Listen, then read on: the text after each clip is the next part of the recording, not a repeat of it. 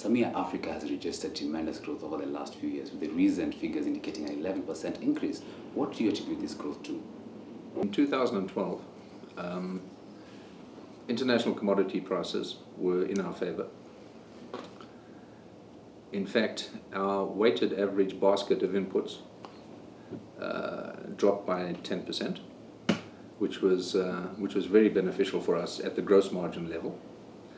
The other beneficial impact that we had was on the financing cost line. 2011, you will recall, was a year of enormous currency volatility. We didn't have it in 2012, and consequently we were able to avoid a lot of the exchange losses that had really hit us in 2011. When you talk about growth, on the top line, we registered a 8% increase, but one must bear in mind that we did not increase retail selling prices at all in 2012. The reason why we did that was purely to protect and grow market share. We will most probably continue that strategy into 2013, but the level of competition that we're seeing from these cheap imported tyres is absolutely ferocious. And that really hindered us in terms of growing on the top line, our 8%. Our 8%, we were really aiming for, I think, 18% growth on the top line, but we didn't see it, basically because of competitive pressure. Speaking on cheap imports largely from China, how has this impacted on your business? It's something that we stuck with. It's something that's going to be with us for a long time. In fact, in the last 5 years, basically, those cheap imported tyres have grown their market share from 0 to 45%.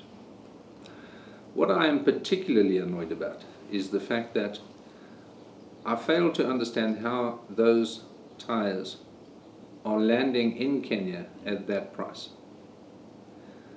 Personally, I believe there is a certain level of subsidy on the part of the home governments, because it's the only way that I can see that those tyres are arriving at that cost. You see, all tyre manufacturers, we buy our inputs on the world market. We know how much rubber, synthetic rubber, carbon black goes into a tyre. We know exactly how much goes in. So we're always astounded that these cheap imported tyres can land here at the cost that we're seeing. What would you like done by the government in order to curb this? We would like to see greater enforcement on the part of perhaps Kenya Bureau of Standards in terms of checking on the quality of these tyres. We would like to see greater enforcement in terms of duty, stopping duty evasion. But apart from that, really it's up to us. And I've always said this, there's no point in crying. International trade is international trade. But if we could have those two aspects taken care of, I think it would make a huge difference in terms of the fairness of the playing field. Still on international trade, you're also looking to expand to other African countries apart from the 9 countries you currently serve. What are some of these other countries you're looking into? Traditionally, we've exported to a total of 9 African countries.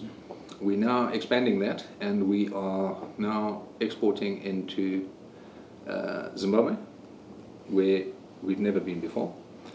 We are exporting now into Ethiopia, and we are about to finalize a deal with a Somali distributor. We've also moved into North Sudan, or Sudan.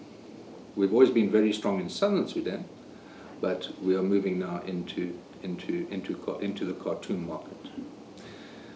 We have received inquiries from Angola and a very strong request from Nigeria. When will you be expecting a return on investment into these regions? You must understand that when you penetrate these markets, you're doing it on very keen pricing, just to get your foot in the door and establish yourself, and hopefully within a period of, say, 6 to 9 months, gain some kind of traction. So really, in terms of payback, I would expect that to come through in about 2015. You're a key manufacturer in Kenya, and energy costs are impacted directly on your business. Last year, you reported a 34% increase in energy cost in your period. Take us through this. Look, as far as Kenya Power is concerned, not that big of an impact, but where we did see a major increase is in furnace oil, cost of furnace oil, where we are a huge user, obviously, as a tyre manufacturer. And it's forced us now to look at a coal-fired alternative. I know other manufacturers here in Kenya are looking at that now, and we're very fortunate in terms of the way our factory premises are structured, that we're also looking very strongly at solar power. Both are looking good. Solar power lead time, most probably, should we push the button on it, I would estimate about 8 months. Coal-fired will take a little bit longer, possibly 18 months to 24 months to introduce. However, coal is expensive. You're seeing the cost of coal in Kenya being 3 times that in South Africa. Perhaps solar might be a better option for this? As far as the coal-fired alternative is concerned, we've still got some work to do. But as I say, 2 or 3 of my colleagues are looking seriously at it. Obviously, one must also take a longer-term view. We do have significant coal deposits in Kenya, and one must bear that in mind when you look at a long-term project like this. Lastly, Allan, what's your strategy for Samia Africa in the next financial year? Basically, our strategy is to revisit our costs, as we spoke about earlier, reducing, having a good look at our energy bills. We're going to push very heavily into the export market, as we've also discussed. We're also going to move more aggressively into the retail end. So we have 9 Yana tyre centres at the moment, and over the course of the next 3 years, we're looking to increase that to 45. But that expansion will be across the board. We're also putting a tyre centre and depot into Burundi. In fact, it will sell its first tyre in early May. We will also put Yana tyre centres and depots into Rwanda. And there's a very good chance that we'll do the same in Ethiopia.